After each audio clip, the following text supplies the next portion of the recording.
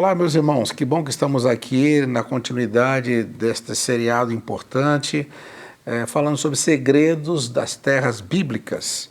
E já passamos pelo Egito, desertos, oásis, pirâmides, muitas novidades e fatos históricos, arqueológicos. E agora nós vamos seguindo. Josué está levando o povo, agora enfim entramos em Canaã, né, pastor? Nós estamos, assim, se você imaginar a cena, né?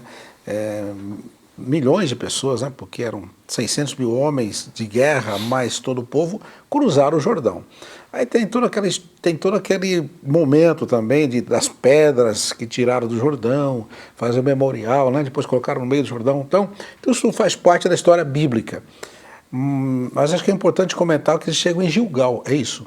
Exatamente. Gilgal, cidade importantíssima também no cenário bíblico. Ele aparece em vários momentos como um local que marca a vida de vários personagens bíblicos importantes.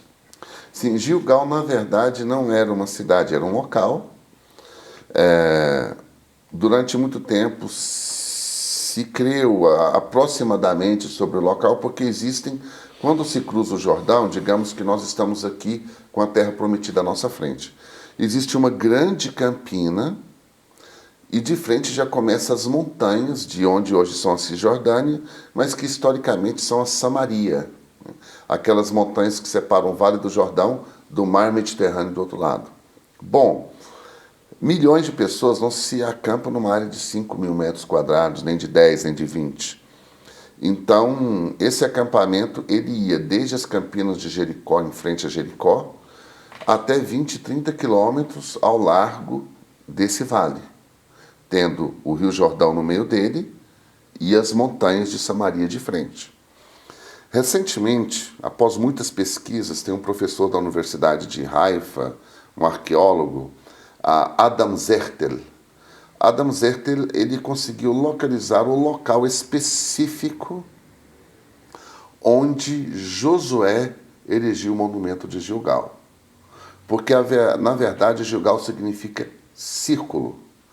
Em hebraico e em árabe se pronuncia o G com o tom mais forte, é Gilgal. Eles pronunciam L com o som de L, nós pronunciamos com o som de U, né? Então eles chamam Gilgal. E é muito interessante, nesse local, hoje, onde existe um kibbutz, foi encontrado e está lá preservado, é incrível. Eu me emocionei a primeira vez que eu fui lá, porque existe uma pegada gigante, de milhares de anos, feita com pedra. E o que é essa pegada gigante? É um monumento que os judeus fazem, que o povo hebreu faz, logo que acampam no lado do Jordão da Terra Prometida, que existe o lado do Jordão do Nebo, que é onde hoje é a Jordânia, e em alusão à promessa que Deus fez ao seu povo no deserto, dizendo: onde colocar a planta dos seus pés, ou a sola dos seus pés, eu te darei por possessão.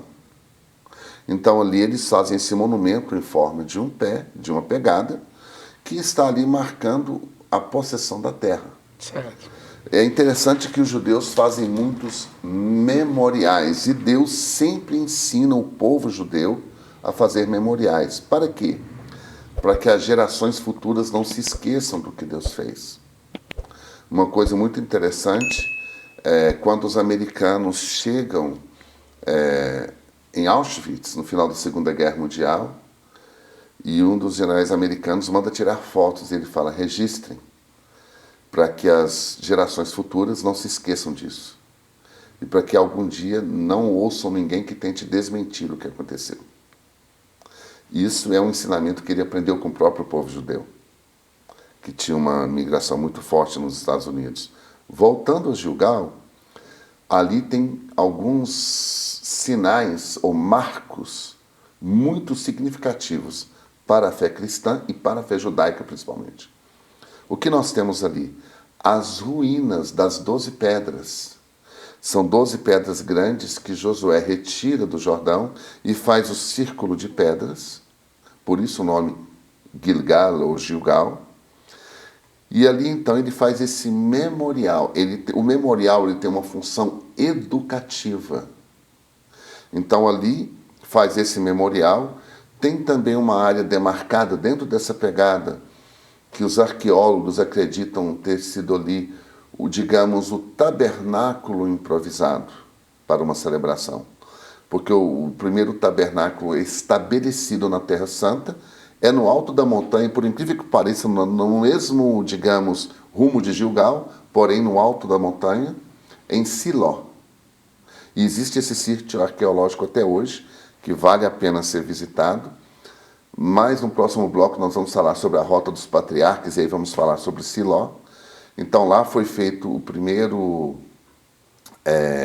tabernáculo estabelecido, mas ali tem o local do primeiro tabernáculo, digamos, improvisado, uma celebração feita, e tem também as ruínas do altar, do primeiro altar que Josué edificou para sacrifício na Terra Santa, para sacrifício ao Senhor.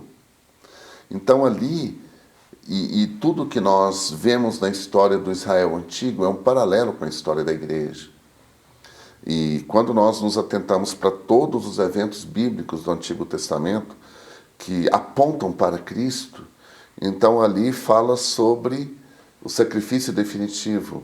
Ali fala sobre nós tomando posse da Jerusalém celestial, tomando posse da nossa terra prometida, que nós como igreja entendemos a terra prometida, ela é eterna. Então tudo isso tem muito significado para nós, e eu recentemente, tem agora pouco mais de um ano que eu fui lá a primeira vez, eu me emocionei muito, porque é um lugar que tantas vezes eu ministrei, mas não lá. A gente sempre via a placa de Gilgal e ministrava sobre esses lugares, onde tem um kibutz chamado Gilgal, próximo de Jericó, a pouco mais de 8 quilômetros de Jericó, uma plantação de tamareiras enorme, mas finalmente a gente pode visitar esse local. E Gilgal, e você com certeza pode acrescentar muito mais sobre esse assunto, pastor Misael. Gilgal é um local de aliança. Ali se circuncida o povo. E só isso já dá um tema para nós meditarmos sobre muita coisa no nosso relacionamento com Deus. Gilgal é o local onde Saul foi ungido rei. Gilgal é um dos 3 locais onde o profeta Samuel ministrava a palavra anualmente. Ele ia em Mispa, em Ramot, onde hoje está, a gente pode visitar o túmulo de Samuel, no alto das montanhas ao redor de Jerusalém. Betel, que nós vamos falar um pouquinho mais sobre Betel na Rota dos Patriarcas, e Gilgal. Ali também Davi é aclamado rei, não ungido. Ele foi ungido em Belém, na casa de seu pai Jessé. Então é um local de alianças com Deus, é um local que tem um significado muito grande para o nosso relacionamento como corpo de Cristo e a igreja. Ele inicia também, né, pastor? Assim como você disse, um grande memorial. Porque atravessando o Jordão, imediatamente Deus manda que eles coloquem aquelas pedras, façam aquela coluna de pedra, e aquela observação que você fez é muito importante. Olha, um dia os seus filhos, os vossos filhos vão perguntar o que significam essas pedras, tá? Então aí vocês vão contar toda a história, vão falar, relembrar os atos do Senhor, e aí nos remete a uma, como eu posso dizer, uma responsabilidade de nós como pais. Que memoriais estamos construindo para os nossos filhos, que chame a atenção dos nossos filhos em relação às bênçãos do Senhor, às promessas do Senhor, enfim, para que haja uma perpetuação, né, da palavra de Deus em nossas famílias. Então, eu creio que Deus teve esse cuidado. Os vossos filhos vão perguntar. Então, coloque essas pedras aí, porque as pedras vão ficar por ali por muitos anos, né? E por dezenas, centenas, séculos. Então, nós podemos também aplicar essa lição. Devemos construir memoriais, talvez não tanto físicos, mas ter marcos na nossa família, para que nossos filhos sempre se lembrem das bênçãos e as promessas de Deus nas nossas vidas. Perfeito. E no próximo bloco, onde nós continuamos, nós vamos falar sobre essas promessas e memoriais. Vamos nos ater um pouco a Gilgal, porque a gente foca muito na promessa, mas antes da promessa tem um sacrifício e aliança. Sim. Então, vamos nos ater um pouco nisso, para entendermos não somente a questão da terra prometida, mas das nossas promessas como igreja também. Ok, maravilha. Então, logo em seguida, só para a gente saber, a sequência histórica, haverá a conquista de Jericó, certo? Exatamente. Mas ainda havia todo um tratamento ali em Gilgal, que você falou, a circuncisão e toda, né, a renovação dessa aliança ali, que foi muito importante, que era a aliança de Deus, que Deus fez com Abraão, lá no passado, e que durante o período do deserto os filhos não foram circuncidados, então havia a necessidade, antes de conquistar a terra, eles cumprirem esse rito da aliança, fazia parte, né, de algo que Deus tinha ordenado a Abraão e tinha que ser cumprido ali. Então, gente, nós vamos dar continuidade daqui a pouco. Vocês fiquem por aí, nós vamos ter outros episódios maravilhosos. Queremos agradecer ao senhor Antônio por mais essa etapa de grandes informações. Prazer e honra estar aqui com vocês. Então, olha, que Deus abençoe o seu coração e fique na paz do Senhor.